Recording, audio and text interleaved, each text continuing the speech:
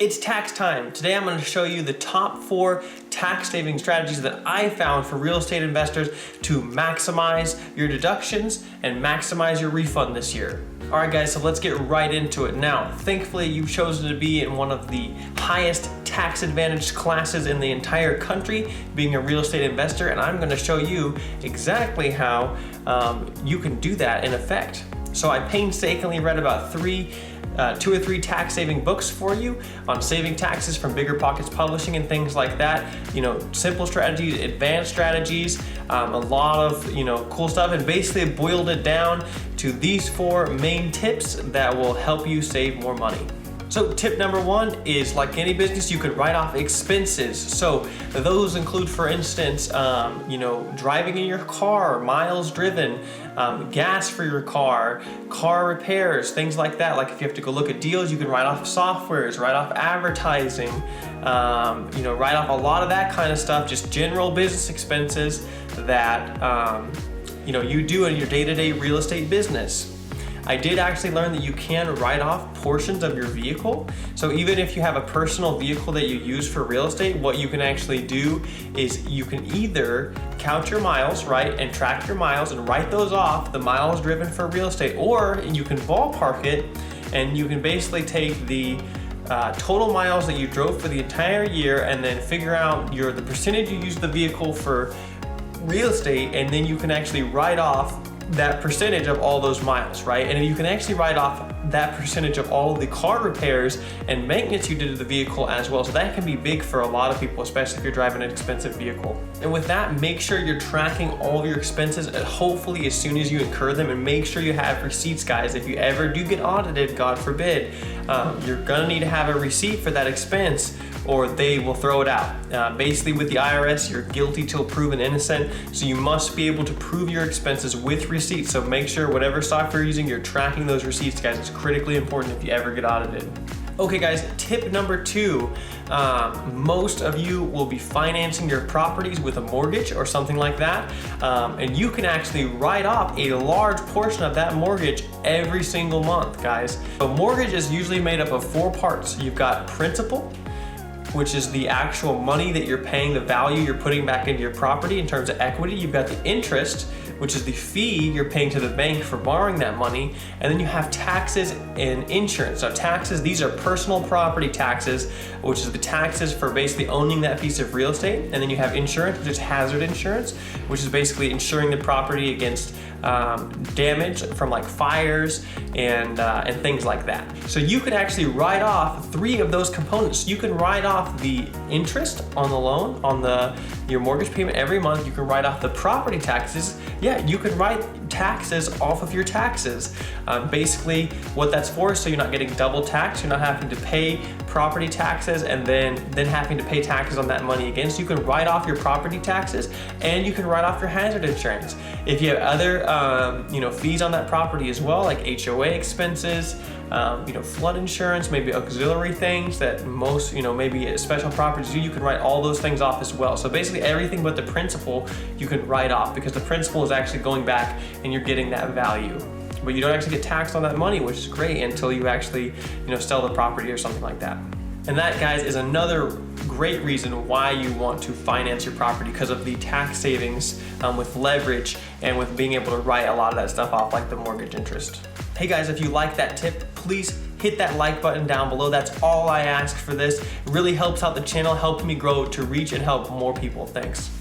All right guys, tip number 3 is you can write off all sorts of professional fees. Now, for example, when I bought this property that I'm in now, this duplex, I paid a large fee and for some inspections, appraisals, some contractory stuff, for people to come in here and do things. And when I bought it, and you're able to write all that stuff off. Those are all professional fees for like inspection and stuff like that. Like for example, if you paid a real estate commission for whatever reason, you typically don't have to do that as a buyer, but what if you did? You could write that off too. Write off loan, like mortgage lender fees, things like that. All that stuff can be written off, including mortgage interest points. Those can be written off as well. So like if you buy a point, like for example, I bought my rate down, so I got a lower rate, but it cost me about $5,000 in loan points. I was able to write that whole amount off up front and save a lot of money in taxes. Now, of course, you can't write off like the money you put down for the property, but you can pretty much write off everything else in the transaction, like title fees, lawyers, anything like that, any, application fees, all that kind of stuff, you can write it off. You can also write off things like construction. If you have to flip a property or something like that, you can write off all of those construction costs, rehab costs, basically any money that you're spending on this property, you can write it off, okay? As a good rule of thumb. You just need to make sure that you're getting your receipts and you're keeping track of all of these expenses in meticulous detail. Now, when you go submit it to the IRS, you're basically gonna add everything up and just give them the number for whatever that particular type of expense cost you for the year. But if the IRS ever decides to audit you, you need to have meticulous records, or you could potentially lose the ability to write all that off and have to repay those taxes that you wanted to write off in the first place. So you need to make sure you keep really good records.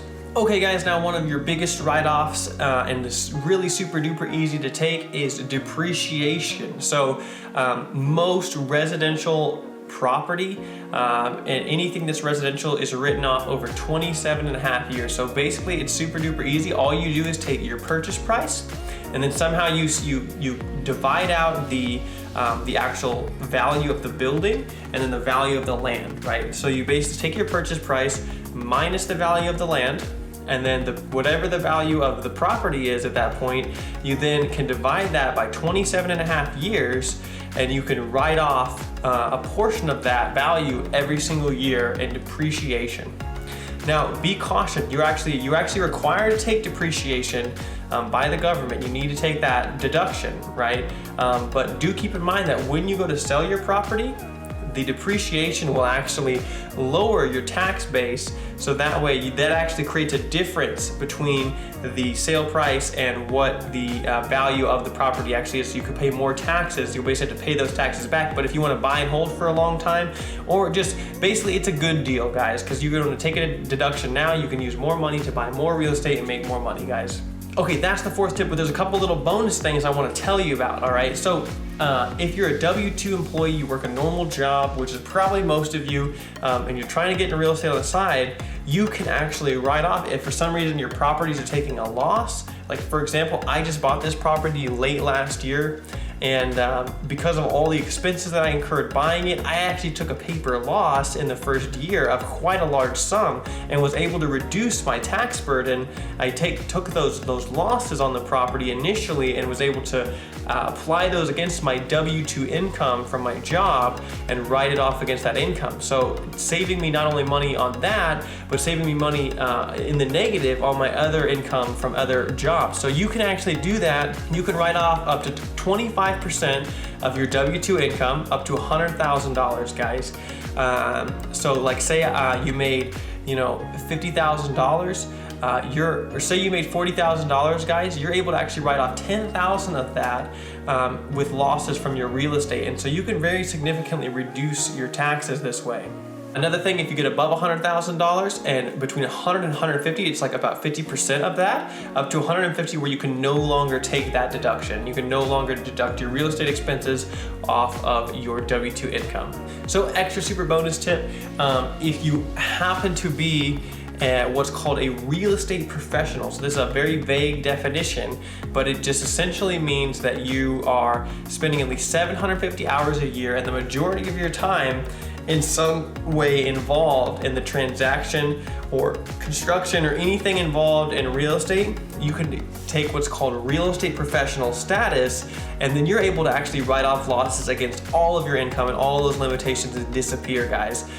So if you want to get into real estate and you get into rental property, and then maybe you do something else in there, like become an agent or a broker, something like that, or just focus on rental property full time, you're actually able to take 100% deductions of your income, and you can write off a lot more.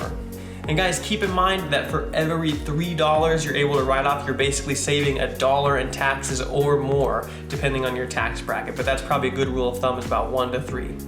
Another quick bonus tip, guys, if you do happen to take like a trip for real estate, like go to a seminar, visit a property, something like that, there are some tips that you need to know to actually make that a valid deduction if you ever were to write it off. So the trip has to be pre-planned with documentation, and the majority of the trip has to be dedicated to business purposes.